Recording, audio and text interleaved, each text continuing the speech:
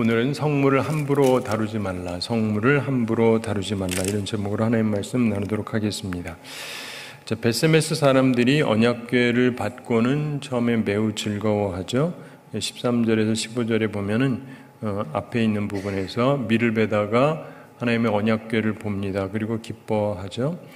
이때가 밀베는 때가 5월 말에서 6월 초순경이라 그랬는데, 이 베세메스는 레위 지파에게 주어진 성읍입니다. 그래서 이들이 번제와 다른 제사를 드렸는데 이들이 범죄하고 그러면서 재앙이 임하게 됩니다. 이건 굉장히 중요한 얘기죠.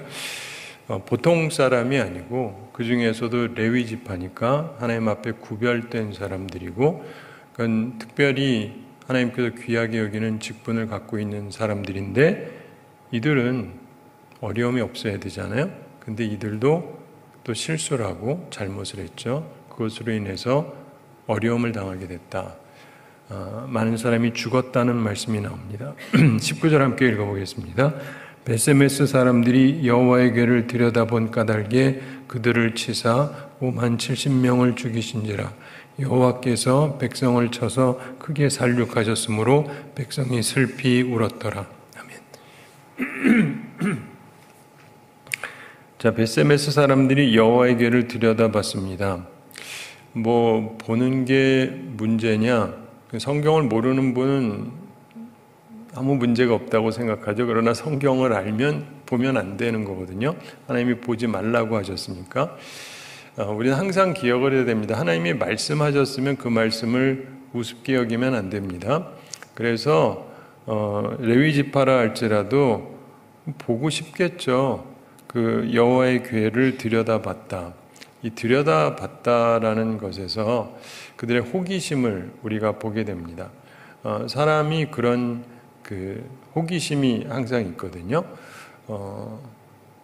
예를 들면 어떤 분들에게 우리 교회를 이렇게 보여드리면 어떤 분들은 여기 올라오셔서 보실래면 보십시오 하면은 저는 안 올라갑니다 하는 분이 있고, 어떤 분은 말도 안 했는데 자기가 올라와서 탁 이러고 해보는 분도 있고, 무슨 말인지 알죠? 사람들마다 성격적인 차이가 있는데 좀 주의하는 사람도 있고 주의를 전혀 안 하는 사람도 있습니다.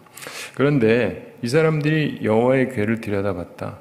가장 신성한 성물이었던 거룩한 물건이죠. 이 언약궤가 있는데 성막에 있으면서 나갈 때 제사장들이 먼저 휘장으로 덮게 돼 있어요, 본래. 그래서 언약궤를 메고 나갔기 때문에 보통 사람은 물론이거니와 레위 사람들도 그 모습을 볼 수가 없었습니다. 그러니까 그들도 관심은 있었겠죠. 어떻게 생겼나 관심을 가질 수 있기는 한데, 그런데 그랬더니 여호와의 궤를 들여다본 거로 그들을 쳤다, 하나님께서.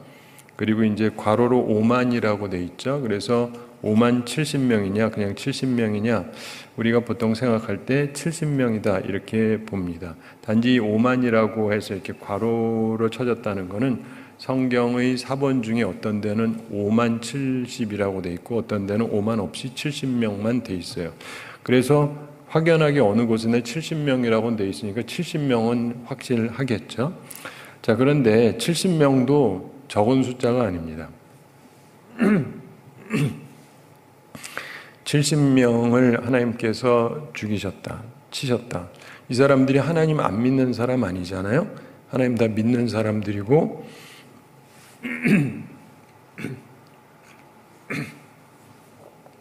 하나님 앞에 특별히 구별된 사람들이지 않습니까? 그리고 이 사람들은 좀 봐도 되지 않을까요? 인간적인 차원에서는 그럴 수 있죠. 근데 하나님께서 죽이셨다 이렇게 성경이 말씀하고 있으니까 우리는 있는 그대로 이 말씀을 보면서 깊게 생각할 필요가 있습니다. 여호와께서 백성을 쳐서, 성경이 명확하게 얘기해. 누가 쳤다고요? 여호와께서, 하나님께서 치셨다는 거예요. 마귀가 쳤다는 게 아닙니다. 하나님이 직접 치셨다. 그래서 크게 살육하셨다. 하나님께서 한둘이 아니라 70명씩이나 죽이셨다. 그래서 백성이 슬피 울었다 이렇게 되어 있습니다. 어쨌든 큰 살육이었는데 그래서 이런 걸 보면, 성경을 보다 보면 우리가 하나님에 대한 두려움이 생기는 게 정상이에요. 내가 교회에서 우리 식구를 하면 내가 그래도 전도사쯤 됐는데 라든가, 그러면 하나님께서 나는 또 특별히 봐주시겠지. 근데 그게 아니라 전도사 한 70명 죽여버리셨다고 생각을 해보세요. 이게 엄청난 얘기지 않습니까? 이게 큰 일인데, 근데 하나님께서 그렇게 하시는 분이다. 그러니까 그걸 보면 두려운 거예요. 그래서 어떤 사람들은 구약 성경을 싫어합니다. 보기 싫어해요. 신약에는 좀 편한 얘기들이 주로 많으니까. 근데 신약에서도 보면 아나니아 삽비라 같은 사람들 거짓말했다가 죽잖아요. 한 날 둘 다. 그러니까 성경을 잘 보다 보면 정말 하나님에 대한 두려움을 갖는 게 정상이에요. 근데 이 내용을 보면 꼭 고라 때의 일하고 좀 흡사하죠. 몇백 년 전에 이스라엘 백성들이 출애굽을 했을 때 모세가 자기 형 아론을 해가지고 제사장 직분을 세워줍니다. 자, 이 모세랑 아론은 친형제 사이고, 그 이들이 다 레위 지파입니다. 근데 레위 지파 중에서 하나님께서 레위 지파를 선정했다는 것까지는 넘어가긴데, 그 중에서 레위 지파도 여럿 있는데 그 중에서 우리 형네 집안만 제사장이다. 하나님이 그렇게 명하셨다라고 한 거예요. 근데 그게 기분 나쁜 사람들이 있었어요. 왜냐면 사촌도 있고 그러니까 왜 니네만 제사장 하냐? 왜 니네만 제사장 하냐? 그래가지고 이 고라떼이라고 비슷한 건데, 제사장 직분이 왜 아론에게만 주어지는가? 그러면서 자기들도 제사장 할 수 있다. 이렇게 주장을 하죠. 그러다가 지진으로 땅에 삼켜집니다. 그래서 굉장히 유명한 일화하고 많은 분들이 잘 아실 겁니다. 근데 또 한편으로 보면 요즘엔 이런 설교도 잘 안 하시는 것 같기는 해요. 그래서 모르는 사람도 꽤 많은 것 같습니다. 함부로 탐내다가 하나님이 그냥 안 두신다. 또 이런 얘기를 하면은 목사가 말이지 지 그거 하느라고 교인들 협박한다. 이래가지고 그런 것도 말하기도 싫어하고 그러는 목사님들도 있고, 그러나 성경에 있는 이야기니까 하나님께서 주인 직분, 그걸 감사하게 여기고 마땅히 생각할 이상의 것을 생각하지 말아야 되는데, 그때 고라와 더불어서 르우벤 지파에서도 같이 꼈습니다. 왜냐하면 르우벤이 형제 중에 첫째거든요. 그래서 이게 꼭 이 종교적인 사람들만 한 게 아니고 정치적인 것하고 연합이 돼가지고 이들이 하다가 함께 죽죠. 근데 이런 걸 보면서 우리는 하나님에 대한 두려움을 항상 생각을 해야 돼요. 여러분 어떠신지 모르겠는데 저도 생각할 때 저도 있고 다른 사람들 있잖아요. 근데 그 다른 사람이 나보다 별로 안 괜찮아 보이는데 높은 지위에 있으면 이럴 수 있죠. 그러나 하나님이 세우셨는데, 그래서 자꾸 그러시지 않는 게 좋습니다. 그리고 그 역할 왜 나는 못해? 할 수 있겠죠. 그러나 하나님이 그 사람한테 맡겼으면 그 사람의 역할인 거예요.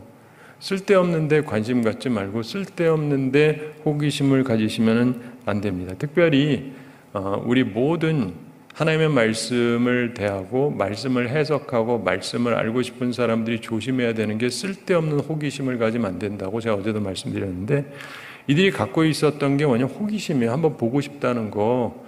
좀 그러면 안 되나요? 인간적으로 보면 그렇죠. 근데 하나님이 허용을 하지 않으셨어요.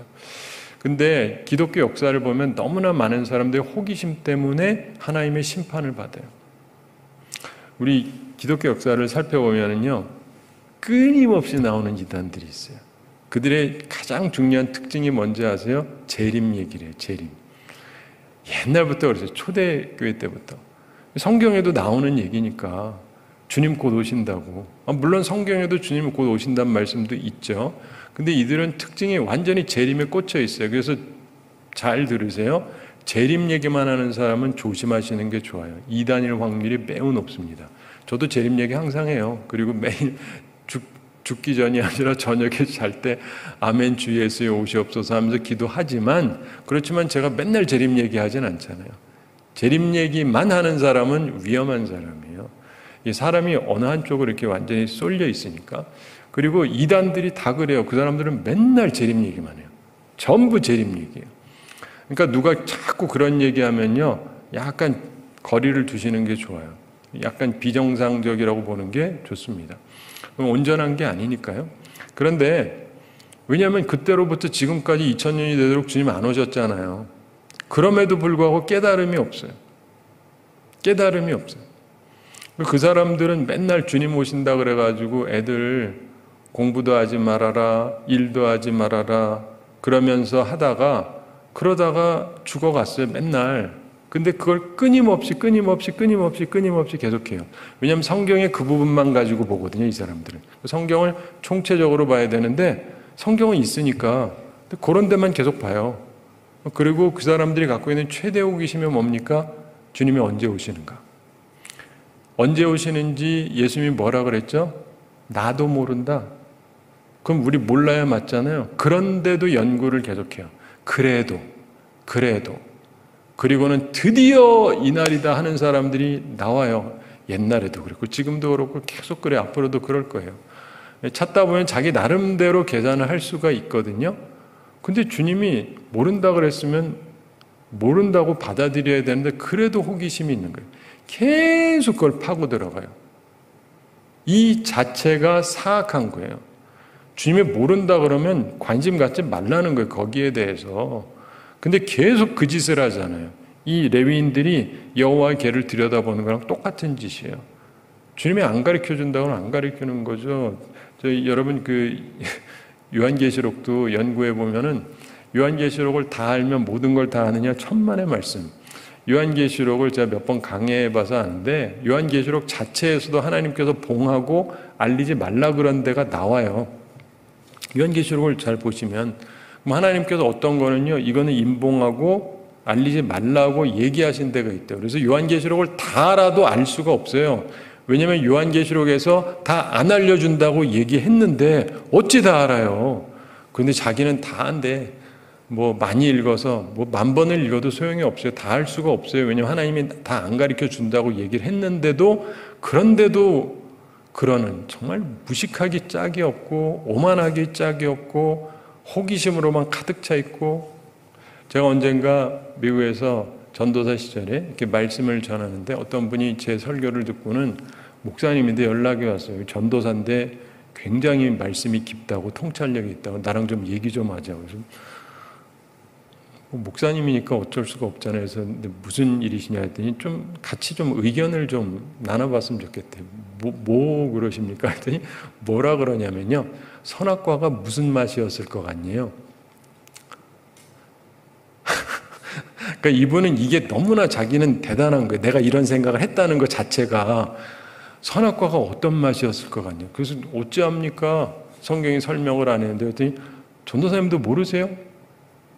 모르는 게 당연하죠. 성경이 얘기를 안 했는데 그럼 좀 생각 좀 해보세요. 그리고 나랑 얘기하죠. 나 생각 안 합니다. 그걸 왜 합니까? 하나님이 하라고 한 거나 해야지. 그랬더니 날 이상하게 쳐다봐요. 근데 보면서 참 한심한 분이다. 자기는 거기에 꽂혀가지고 그러고 사는 거예요. 선악과가 무슨 맛인지. 그게 우리의 삶에 무슨 의미가 있어요. 사람을 구원합니까? 우리를 온전케 합니까? 선악과가 시든 짜든 맵든 수만 가지 맛이 나든 그게 뭔 상관이에요. 그리고 그게 포인트가 아니잖아요. 그러니까 보면은요, 참 희한한 사람도 많아요. 신학자들도 그렇고 목회자들도 그렇고 희한한데 이렇게 꽂혀가지고 가는 사람들이 많은데 이상해지는 거예요, 항상. 그러므로 여러분, 쓸데없는 호기심 갖지 마세요. 성경이 우리한테 명확하게 가르쳐주는 것만 알고 살아도 우리는 너무 많아요. 근데 거기에는 관심이 없고 꼭 성경이 얘기하는 것만 관심 있는 분들이 있다니까요. 이런 분들이 미혹당하기가 쉬워요. 성경이 답을 제시 안 했는데 그걸 자꾸 얘기하고 생각하고 하다 보면 자기 나름대로 길을 가게 되고, 그걸 누가 인도하시겠어요? 성령이 인도하는 게 아니에요. 악령이 인도하게 되죠. 쓸데없는 짓 하지 마십시오. 그래서 하나님이 보이신 것만 알고, 우린 그게 계시 종교라 그러잖아요. 하나님이 보이신 것만 알고 보이신 것만 보고 그것만 믿는 거예요. 단지 우리가 그동안 미처 깨닫지 못했던 거에 대해서 좀 더 깊게 깨달을 필요가 있을 뿐인 거지, 쓸데없는 거를 알려고는 하지 마십시오. 하여간 그러면서 많은 사람이 죽습니다. 그래서 이들이 고백을 합니다. 20절 함께 읽어보겠습니다. 벳세메스 사람들이 이르되 이 거룩하신 하나님 여호와 앞에 누가 능히 서리요 그를 우리에게서 누구에게로 올라가시게 할까 하고. 아멘. 자, 벳세메스 사람들이 얘기를 합니다. 이 거룩하신 하나님 여호와 앞에 누가 능히 서리요. 이제야 제정신을 차린 거예요. 우리는 레위인이니까 충분하다라고 생각했는데 그게 아니라는 걸 깨달은 것이죠. 그러면서 그를 우리에게서 누구에게로 올라가시게 할까 하고. 우리가 언약궤를 갖고 있으면 안 되겠다라고 생각을 한 거예요. 빨리 깨달은 거죠? 네. 블레셋 사람보다는 빨리 깨달았잖아요. 이들은 7개월이 걸려가지고 그냥 엄청난 어려움을 겪다가 그 다음에도 이런저런 거를 제시해 보면서 그렇고, 그래도 이 레위 사람들은 조금 빨리 깨달은 겁니다. 이거를 배우셔야 돼요. 이게 아니다 싶으면 빨리 전환을 해야지, 우연이겠지부터 시작해가지고 뭔가 딴 거 있는 거 아니야 하면서 이런 식으로 하다가는 쓸데없이 수많은 사람들이 어려움 당하고 계속 죽어갈 수 있는 거예요. 그러므로 우리가 기억할 것은 하나님께서 우리한테 뭔가를 알려주시잖아요. 빨리 전환을 해야 돼요. 제가 자녀를 교육할 때 훈련시키는 방식이 있고 하나님이 하시는 방식대로 하는 거예요. 하나님은 항상 하나님의 자녀를요 먼저 때리지 않습니다. 워닝을 주세요. 경고를 하세요. 너 지금 잘못됐다? 이런 얘기를 하세요. 근데 계속하죠? 그럼 좀 세게 얘기하세요. 너 그러다 맞는다? 그래도 말을 안 듣면 그땐 때리세요.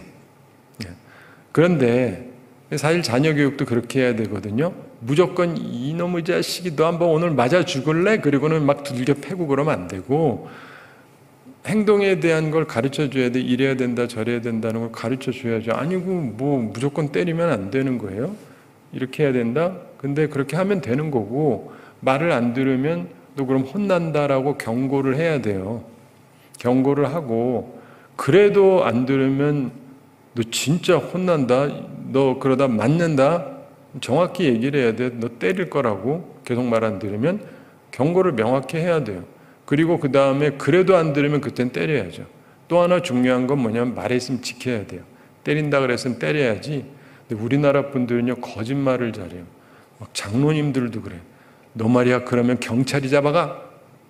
거짓말이잖아요. 너 지금 이거 그렇게 하면 너 경찰이 잡아가? 그래 여기 경찰이 잡아갑니까?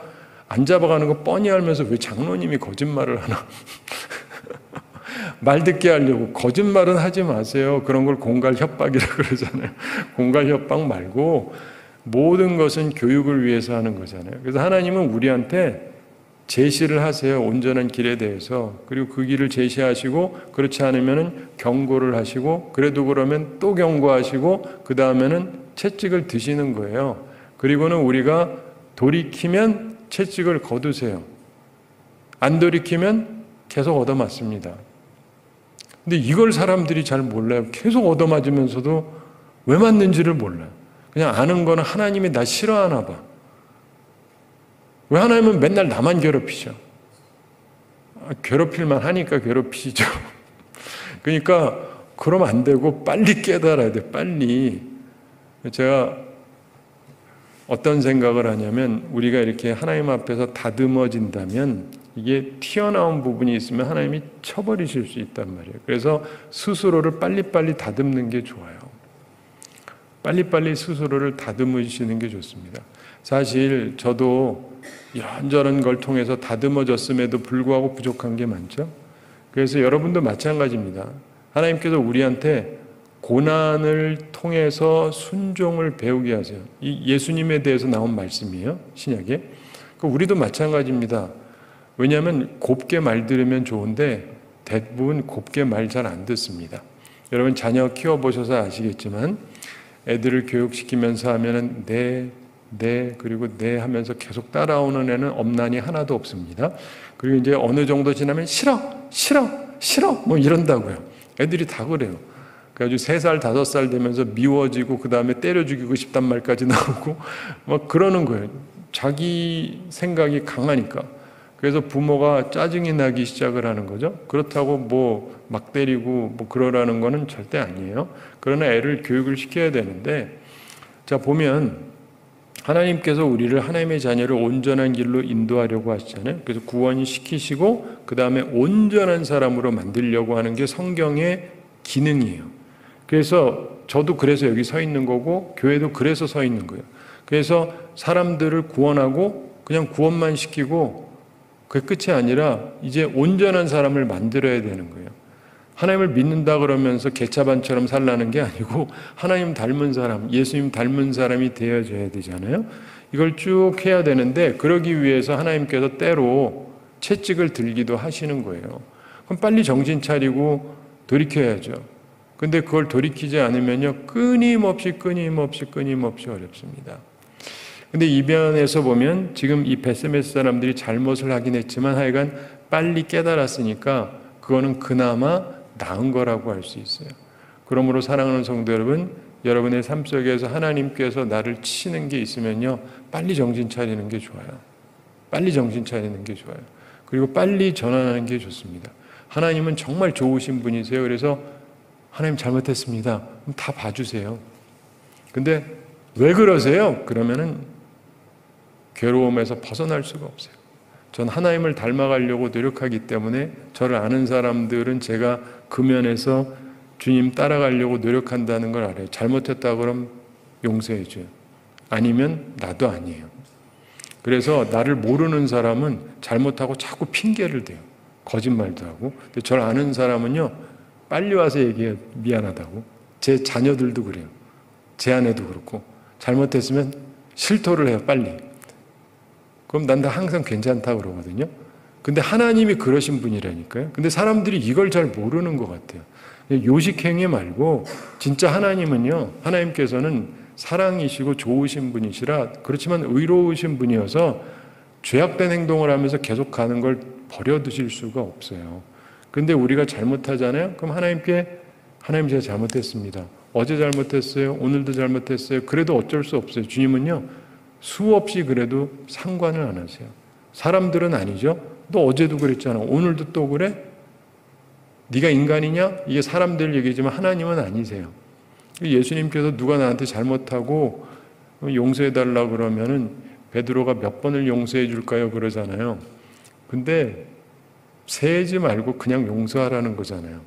몇 번이 됐든 상관이 없다는 거예요. 이 예수님의 방식이고 하나님의 방식이에요. 그러니까 그냥 순수한 마음으로 하나님한테 오신대요. 그리고 잘못했으면 잘못했다 그러시고 하나님이 그냥 씻어주세요. 씻어주세요. 여러분, 그 여성들 같은 경우 예뻐 보이기 위해서 세수도 하고 화장도 하고 지우기도 하고 계속 그러잖아요.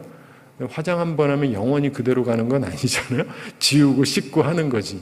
그런 것처럼 우리도요, 씻어야 돼요. 자주 씻어야 깨끗한 거거든요. 그래서 이 면에 있어 어쨌든 이들이 더 이상 아집을 부리지 않고 보낼 생각을 합니다. 그리고 다른 곳으로 보내요. 기럇 여아림으로 보냈다고 되어 있죠. 21절 함께 읽어보겠습니다. 전령들을 기럇 여아림 주민에게 보내어 이르되 블레셋 사람들이 여호와의 궤를 도로 가져왔으니 너희는 내려와서 그것을 너희에게로 옮겨가라. 아멘. 기럇 여아림이라고 하는 곳은 살림의 성읍, 이런 뜻을 가진 성읍입니다. 예루살렘 서북쪽 한 10km 정도 떨어진 곳에 있는 곳인데 여기는 유다 지파한테 준 땅입니다. 그곳에서 아비나답의 집에 들여놓습니다. 우리가 다음번에 보게 되는데 블레셋 사람들이 돌려보낸 법궤가 그곳에서 20년 동안을 있게 됩니다. 왜 20년 동안 거기에 있었는지는 별 설명이 없어요. 본래 실로에 있었는데 실로로 가져가지도 않고 하여간 거기서 20년 있습니다. 그리고 나서 나중에 다윗이 예루살렘으로 옮겨가죠. 옮겨가는 과정에서 웃사라는 사람이 죽기도 하고 그래서 또 딴 사람 집에다 좀 뒀다가 그 사람네 집에서 한 3개월쯤 있는데 이 사람이 복을 받는다 이 얘기를 듣고 다윗이 다시금 힘을 내서 이제 언약궤를 예루살렘으로 다시 이제 오게 하죠. 단지 그때는 제대로 합니다. 본래 하나님이 원하시는 방식이 뭔지를 깨닫고 그 방식대로 하니까 아무 탈이 안 나요. 우리들에게 이게 굉장히 중요합니다. 저는 아버님이 목사님이신데, 그러니까 목회만 열심히 하셔서 집안일은 잘 안 하세요. 못 하시고, 또 옛날에는 교회 사찰 집사님이 계셔가지고 또 다 해주셨어요. 그러니까 저도 하나도 몰라요. 그래가지고 뭘 하려고 그러면 뭐 안 되면은 주로 남자다 보니까 힘으로 막 해요. 이러면 이게 고장이 나요, 오히려. 근데 제가 잘은 모르는데 쭉 하다가 관찰하다 깨달은 게 있어요. 힘으로 하면 망가지고 제대로 하는 사람은 힘을 많이 안 써요. 힘 쓴다고 되는 게 아니에요. 많은 것들이. 심지어 피아노 이거 되게 무겁잖아요. 이거를 들고 올라가려면 예전에 제가 아는 분이 그 피아노를 하셔서 아는데, 보통 피아노보다 이런 그랜드 피아노 같은 경우는 굉장히 무거워서 남자들이 여럿이 붙어도 들고 다니기가 힘든데, 진짜 전문가는 둘만 하면 된대요. 그게 어떻게 돼요? 그게 힘으로 하는 게 아니래요. 아무리 그래도 힘이 있어야 되는데, 근데 진짜 전문가들을 보면요, 둘이서도 별로 안 힘들게 해요. 천하장사여서가 아니라 방법을 잘하는 거예요. 근데 우리들은 보통 못하는 사람들이 그렇게 힘으로 다 하려고 그래요. 저도 모르니까 막 힘써가지고 하다가 망가뜨리고, 아이씨 이게 왜 이렇게 망가졌지? 그런데 그 다음에 보면 이제 그렇게 하면 안 되는 거였던 거예요.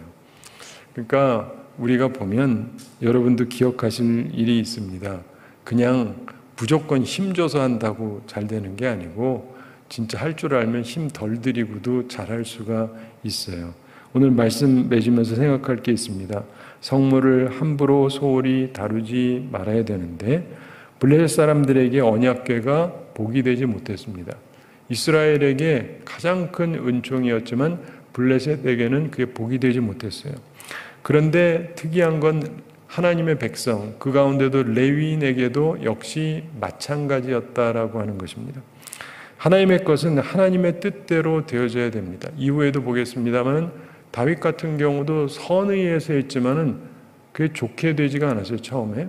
그러니까 여러분 항상 기억하셔야 돼요. 좋은 뜻으로 하면 다 잘 된다. 천만의 말씀. 당연히 좋은 뜻에서 해야 돼요, 선한 의미에서. 그러나 제가 하나님을 경외한다라 그러면서 하나님 제가 많이 드릴게요. 돼지고기도 갖다가 제사를 드리고 뱀도 잡아다가 드리고 무슨 말인지 아는 분은 무슨 말인지 알 거예요. 그 하나님이 좋아하지 않는 거거든요. 근데 우리나라에서는 뱀이 최고입니다. 제가 독사랑 갖다가 해드릴게. 뭐 이래가지고 하면 뭐 마음은 그렇지만 하나님이 받을 일이 아니잖아요. 그러므로 물론 마음이 좋아야 되지만 마음만 그러면 안 되고 방법도 온전해야 되는 것입니다. 하나님께서는 그것을 명확하게 하시는 분이라는 걸 기억하셔야 돼요. 그래서 정결한 짐승에 대해서도 겉과 속을 얘기하시잖아요. 굽이 갈라지고 속으로는 또 되새김질을 하고, 그러니까 내적인 거나 외적인 거나 다 온전해야 돼요. 이게 우리가 가져야 되는 기본적인 원리입니다. 특별한 사람들, 택한 사람들, 그 중에서도 구별하신 레위인에게도 하나님께서 한치의 양보도 없으신 거예요. 그러니까 이걸 조심해야 됩니다. 그래도 나도 딴 사람과는 다르다. 그러니까 나는 괜찮지 않으냐. 그러다가 큰일 날 수 있어요. 다윗이 하나님을 사모함으로 법궤를 이후에 예루살렘에 옮기다가 언약궤가 떨어질 것 같아서 웃사가 잡다가 즉사하죠.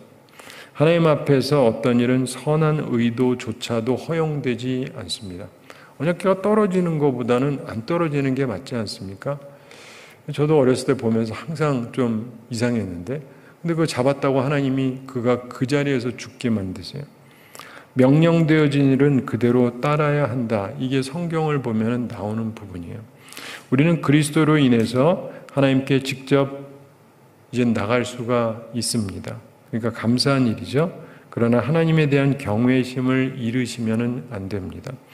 하나님을 경외하는 것이 지혜의 근본인 것이기 때문에 그렇습니다. 하나님을 경외하며 하나님의 법도를 따르는 우리가 되어야 할 것입니다. 그러면 우리가 안전할 것이고 평안할 것이고 하나님의 은총 가운데 거할 것입니다. 바라기는 이것을 항상 기억하면서 내 것과 내가 다룰 것, 그 내 것이 아닌 것, 내가 다루면 안 될 것, 이거를 구분할 줄 아셔야 됩니다. 그래서 하나님 앞에서 온전하게 살아가고 평안하게 살아가고 복되게 살아가는 우리 모두가 되기를 바랍니다. 우리 함께 기도하겠습니다. 사랑의 하나님 아버지, 우리를 사랑해 주시고 오늘도 저희에게 귀한 말씀 주심을 감사드립니다. 성물을 함부로 다루지 말아야 된다는 것을 다시금 깨닫게 해주신 주님, 우리로 하여금 지혜를 가지고 온전한 분별력을 가지고 살아갈 수 있게 하여 주시옵소서. 주님, 저희들은 어리석고 심히 부족하오니 저희들을 일깨워 주시고 하늘의 지혜로 함께하여 주시옵소서.